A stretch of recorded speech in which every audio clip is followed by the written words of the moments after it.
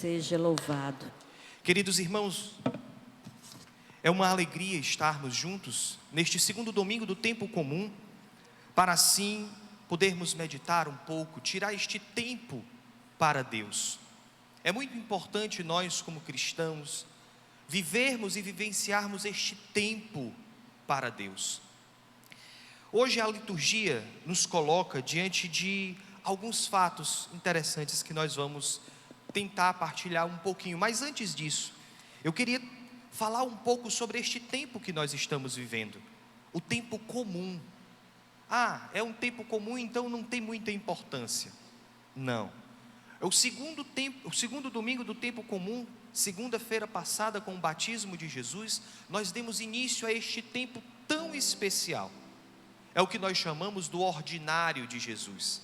É o dia a dia de Jesus, onde ele saía para evangelizar, onde ele saía para curar, onde ele saía para manifestar o reino de Deus no meio do povo. Nós saímos de um tempo chamado tempo do Natal e entramos neste tempo comum. E o que é que isso quer dizer para nós? Este verbo que se fez carne, ele habita no meio de nós.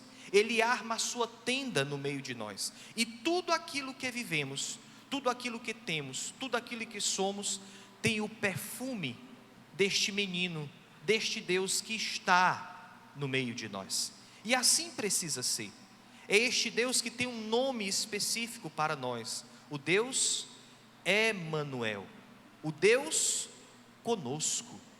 É o Deus que permanece em todas as horas do nosso dia. Comigo. Se eu vou trabalhar, Ele vai junto. Se eu vou cuidar da criança, Ele vai junto. Se eu estou fazendo a comida, Ele está junto.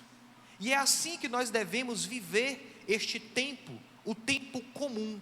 É o tempo do ordinário, do dia a dia de Jesus na minha vida.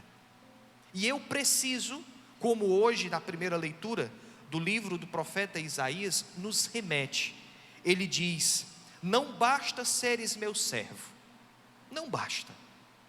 Isso é uma profecia também para nós. Não basta eu viver, trabalhar, cuidar dos meus filhos e fazer isso, aquilo, um favor. Não basta. Ele diz, para restaurar as tribos de Israel e reconduzir os remanescentes de Israel: eu te farei luz das nações, que a minha salvação chegue até os confins da terra. Nós hoje somos chamados por Deus a ser instrumentos da sua graça, onde quer que nós estejamos. Afinal, nós temos um Deus conosco, nós temos o Emanuel, nós temos aquele que nos acompanha, e nós precisamos ser luz no meio das nações. O que é que faz uma luz? Uma pergunta: o que é que faz uma luz? Ela ilumina, ela dissipa as trevas. Se nós fechássemos todas as portas dessa igreja, desligássemos todas as luzes, talvez seria difícil enxergar. E é isso que o Senhor diz para nós: não basta ser meu servo, é preciso ser luz, é preciso iluminar onde quer que nós estejamos. Talvez aí já esteja passando pela cabeça de vocês, dizendo assim: onde é que eu preciso iluminar? O primeiro lugar que precisa ser iluminado é a tua casa, a casa do teu coração, mas que também se estende para os teus, que se estende para os nossos.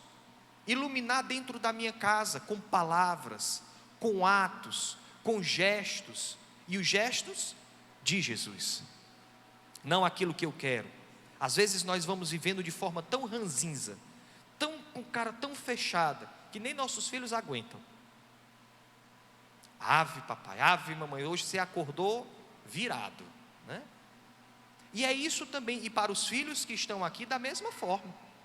Nós precisamos exalar o perfume de Cristo, que habita na nossa vida, que habita no nosso coração. Hoje a palavra de Deus, ela nos remete a isso. Se nós olharmos, por exemplo, o Evangelho, que faz essa menção com a primeira leitura, o que é que João Batista aqui está dizendo? Eu vi eu dou testemunho. Este é o homem que antes de mim já existia. Diz uma palavra, uma profecia do livro de Isaías, falando sobre João Batista. Ele é a voz que grita no deserto. O que é que serve? Para que serve a voz? É um meio de comunicação, anuncia. Mas essa voz, depois que anuncia, ela se perde, ela se cala. E assim foi a vida de João Batista. Este homem que anunciou, eis o Cordeiro de Deus. Mas que depois disso, ele olha para si e diz, eu não sou digno nem de desatar as suas sandálias. E desaparece. O que é que isso quer dizer também para nós, com este evangelho? Nós precisamos ser a voz, nós precisamos ser esta luz que chega às nações, para iluminar as trevas. Mas quem é que deve brilhar? Cristo, a luz. Eu preciso ser instrumento desta luz. Depois que essa luz é levada ao coração dos homens, eu posso sumir, eu posso desaparecer, porque o importante é que Cristo apareça e eu diminua, desapareça. O nosso anúncio não é de mim mesmo, o nosso anúncio não é daquilo que eu penso, que o Padre Ticiano pensa, que o Padre Ticiano quer. O meu anúncio é Cristo, é a vontade dEle, é o que Ele quer. E para isso nós precisamos estar em oração, em sintonia, em comunhão com Deus. Não vamos nos deter um pouco no Evangelho. Quem é que o João Batista aqui anuncia? Ele diz, eis o Cordeiro de Deus. Todas as vezes que nós estamos celebrando a Eucaristia, o sacerdote também diz, eis o Cordeiro de Deus, aquele que tira o pecado do mundo. Está aqui, na palavra de Deus. Mas nós precisamos entender o que é este Cordeiro. Nós precisamos entender o que faz isso também dentro de mim. Quais são os resultados que isso move o meu coração? Quais são os resultados, quais são as consequências na minha vida? Aqui nós estamos diante de uma palavra onde João viu Jesus aproximar-se dele e disse, eis o Cordeiro de Deus. Assim também na nossa vida, nós precisamos nos aproximar de Jesus. E quando Jesus está na minha vida, a minha vida precisa gritar ao mundo, eis o Cordeiro de Deus. Uma pergunta, será que a sua vida expressa o Cordeiro de Deus? Será que os seus atos testemunham o Cordeiro de Deus? Será que as suas palavras, o seu modo de falar com os seus filhos, no seu trabalho, com os seus empregados, será que você tem mostrado o Cordeiro de Deus a partir da sua vida? Será que as pessoas olham para você e dizem, este é um homem, esta é uma mulher que anuncia o Cristo? Se não anuncia, se você olhar e diz, padre, ainda está longe. Pois é, existe sempre uma proposta de recomeço. E é isso que o Senhor nos fala hoje. Sairmos desta missa, dizendo e testemunhando com a nossa vida, eis o Cordeiro de Deus. Apontando para Ele, não para mim mesmo. E o que é que significa este Cordeiro? O Cordeiro era aquele animal que se colocava no tempo de Jesus, que se imolava. Dizia assim, eu tenho um pecado tal, então eu vou para o templo, levo este animal e sacrifico este animal em reparação dos meus pecados. E o que é que significa apontar para Jesus e dizer, eis o Cordeiro de Deus? Jesus foi este, não mais um animal, mas o homem, o Filho de Deus, que se fez carne, que habitou no meio de nós, e que se fez Cordeiro, se fez servo, para imolar, para redimir os nossos pecados. Foi por mim, foi por você, que Jesus se deu na cruz, e uma morte violenta, uma morte para os miseráveis, se deu na cruz por amor, a mim e a você. E eu também, com a minha vida, com aquilo que nós temos, com aquilo que nós somos, eu também preciso testemunhar, eis o Cordeiro de Deus, aquele que tirou o pecado do mundo, aquele que me libertou, aquele que me tirou da escravidão e que me fez um homem livre. E por isso nada mais pode me prender. Ah, padre, tem esse pecado de estimação, que eu luto tanto contra ele. Este não pode mais te prender, porque o Cordeiro de Deus te libertou, tirou o pecado do mundo. Por fim, quando nós vemos o testemunho de João Batista, e aqui eu quero me deter um pouquinho para a gente terminar.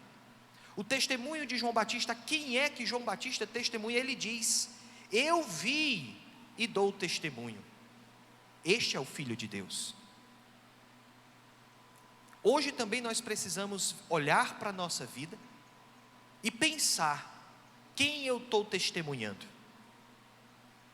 Qual é esta pessoa que eu vivi uma experiência? Sim, porque se nós estamos aqui nesta missa, num domingo de manhã, é porque nós vivemos uma experiência com Deus. E a mesma forma como João Batista viveu, nós precisamos dizer: eu vi e dou testemunho. Você pode dar testemunho de uma coisa que você não viu? Isso seria um falso testemunho. E não é isso que nós somos, que nem queremos ser. Eu só posso falar, preste atenção no que eu vou dizer. Eu só posso falar e eu só posso amar aquilo que eu conheço. Se eu não conheço, eu não posso dar testemunho. Eu não posso falar. Por isso que nós precisamos sim, todos os dias, nos aprofundar no conhecimento de Jesus. Nos aprofundar no Cordeiro de Deus, que tira o pecado do mundo. Sim, eu vi e dou testemunho. Será que você hoje também poderia dizer isso? Hoje nós vamos sair desta missa e nós vamos para o nosso ordinário. Vamos nos encontrar com pessoas, vamos almoçar com os nossos familiares. Amanhã nós vamos começar toda uma nova rotina de trabalho. Para alguns jovens que aqui estão, talvez comece as suas aulas. E aí? Você também precisa sair desta missa dizendo: eu vi e dou testemunho do Cordeiro de Deus. Eu vi e dou testemunho onde quer que eu esteja, porque eu só posso falar daquilo que eu vi, daquele que eu conheço. Que o Senhor hoje possa nos impelir. Se nós não temos, se nós não conhecemos, nós precisamos pedir: Senhor, me faça conhecer, me faça experimentar dos segredos do teu coração, para que assim eu também possa testemunhar como João Batista, a luz, e levar a luz ao coração dos homens. Depois que eu testemunho a luz, depois que eu vivo essa experiência com Ele, eu posso dizer: acabou. Vou me esconder, entre aspas, porque o cristão não se esconde, mas eu preciso deixar que Ele apareça e que eu diminua. Amém? Louvado seja nosso Senhor Jesus Cristo. Para sempre seja louvado. Vamos de pé.